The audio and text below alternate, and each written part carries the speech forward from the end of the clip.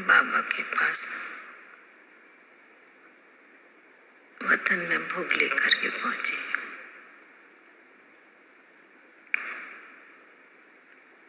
जैसे ही वतन में पहुंची तो देखती हूँ बाबा के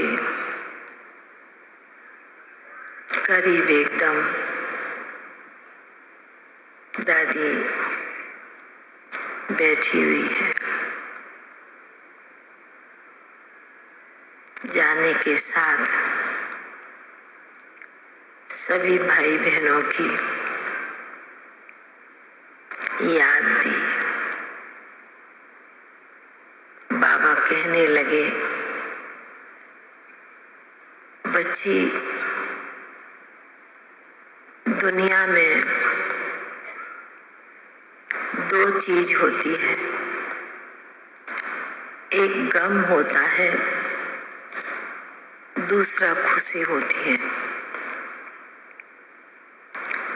और आज विशेष वतन में बाबा के पास बच्ची के निमित्त यादें आ रही हैं। बहुत ही तेजी से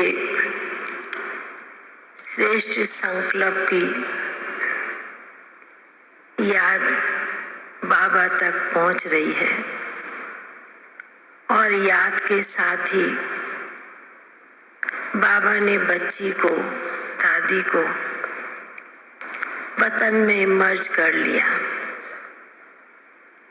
फिर मैंने कहा कि बाबा, आप जब याद कह रहे हो तो याद के रिटर्न में कुछ जिसकी बहुत याद आती है उसके रिटर्न में कुछ देना भी होता है, कुछ करना भी होता है।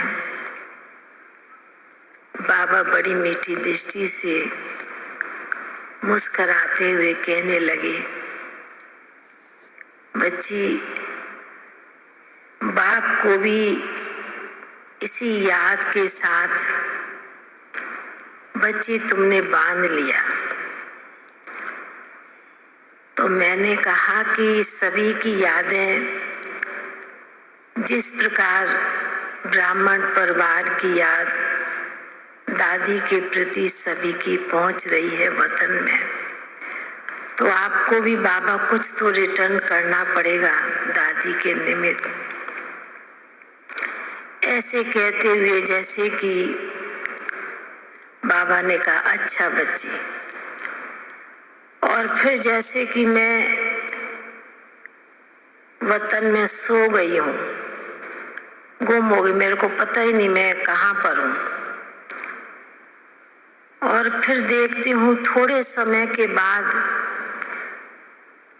दादी भी बाबा के साथ चक्कर लगाते पहुंच गई। मैंने कहा, अभी अभी तो आप बैठे थे वतन में, अभी कहाँ चले गए हमें छोड़ करके? तो बाबा ने कहा कि बच्ची, तुमने कहा ना याद के रिटर्न में कुछ मिलना चाहिए तो कुछ देना होता है, तो इसलिए बाबा बच्ची को लेकर नीचे साकार वतन में गया। मैंने कहा, अच्छा, अब तो हमको अकेले यहाँ छोड़ के गए। बाबा बड़ी मीठी दृष्टि से सबको निहारते रहे, सभी को वतन में जैसे कि फिर इमर्ज किया। बाबा ने कहा कि सभी ब्राह्मण परिवार की नजर, आंखें, दिल सभी का विशेष दादियों की तरफ है, क्योंकि आदि रतन है। तो बाबा ने कहा, देखो बच्ची, मार्च मास भी विशेष इन दादियों का बना। उस दादी का 12वां दिन मनाया और इसी मार्च मास में बच्ची का 12 मास का मनाया।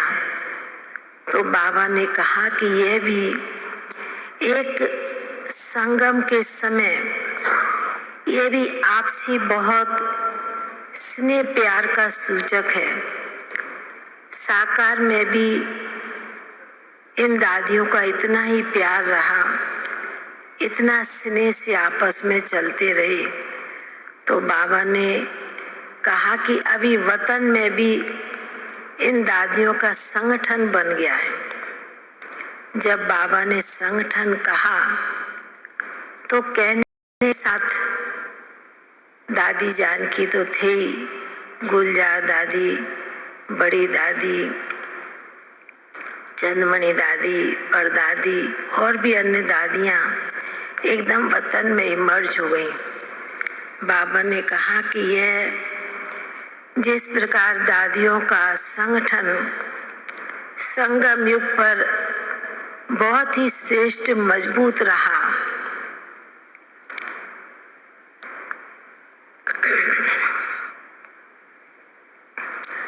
अभी वतन में भी उसी प्रकार का बहुत श्रेष्ठ संकल्प स्थापना के कार्य में मजबूत होने जा रहा है। बाबा ने कहा कि भले ब्राह्मण बच्चों को मालूम नहीं पड़ता है, पर जो बाबा का कार्य, स्थापना का कार्य बहुत तेजी से इस कार्य के निमित्त हमारी बच्चियां, दादियां बनी हैं। बाबा ने का कार्य अभी बहुत जल्दी संपन्न होगा।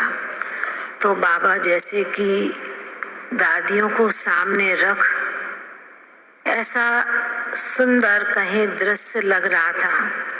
बाबा ने कहा कि जिस प्रकार शुरू में बाबा ने दादियों को, इन बच्चियों को आगे रख स्थापना का कार्य शुरू किया और अंत भी लास्ट में वतन में इन दादियों को इकट्ठा कर एक साथ ही बाबा ने कहा कि सबको एक साथ जाना है, वह कार्य भी जल्दी संपन्न होगा। इसलिए बाबा भी बच्चों को, अपने बच्चों को सूक्ष्म इशारे यही दे रहे हैं कि अभी बहुत अति शीघ्र, अति फास्ट जाने का समय है। कोई भी बात में ब्राह्मण बच्चे गफलत ना करें, अपनी श्रेष्ठ कमाई का, अपने श्रेष्ठ पुरुषार्थ का विशेष बच्चे ध्यान रखें। तो बाबा का तो लास्ट में बड़ा सूक्ष्म इशारा था। फिर तो जैसे कि बाबा के आगे भी भोग रखा था, दादियों के आगे भी भोग रखा था, तो बाबा ने आज विशेष सभी दादियों को इमर्ज करते हुए बहुत प्यार से, बहुत स्नेह के साथ मधुवन का भोग स्वीकार कराया। बाबा ने कहा कि देखो बच्ची, ये भोग बनाने वाले भी, सजाने वाले भी, लाने वाले भी, बाबा देखता है कितना ना प्यार से, कितना ना दिल से ये बच्चे सेवा करते हैं, मेहनत करते हैं और बाबा के सन्मुख इस भोग को लेकर के आते हैं। तो बाबा ने कहा आज उन बच्चों को भी याद देना जिन्होंने इतनी मेहनत करके भोग बनाया है, थाली सजाई है और बाबा के सन्मुख भोग आया है। तो ऐसे कहते हुए बाबा ने सभी भाई बहनों को, देश विदेश के बच्चों को भी विशेष स्नेह भरी याद दी। बाबा ने कहा कि आज सभी बच्चों का एक ही लक्ष्य लेकर के बैठे हैं दादी के प्रति। तो दादी तो बहुत अपने में मस्त है। जिस प्रकार साकार में भी दादी भागती रहती थी, सेवा करती रहती थी और आज का दिन कोई ऐसा स्थान नहीं होगा और ना ही कोई ब्राह्मण बच्चे ऐसे होंगे जो बाबा को तो क्या, पर दादी को भी कोई मन से, दिल से निकाल नहीं सकता। ऐसे कहते हुए बाबा ने जैसे कि दादियों ने सभी को बहुत बहुत स्नेह भरी याद प्यार दिया। याद प्यार लेते हुए नीचे पहुंच गए। ओम शांति।